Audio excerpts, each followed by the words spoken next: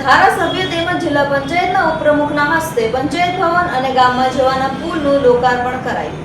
ધારી તાલુકાના પરબડી ગામે નવનિર્મિત પંચાયત ભવન તેમજ ગામમાં જવા માટેનો પુલ બંનેનું લોકાર્પણ ધારાસભ્ય જેવી કાકડિયા તેમજ જિલ્લા પંચાયતના ઉપપ્રમુખ અને દાન મહારાજની જગ્યાના લઘુ મહંત મહાવીર બાપુના હસ્તે કરવામાં આવ્યો હતો।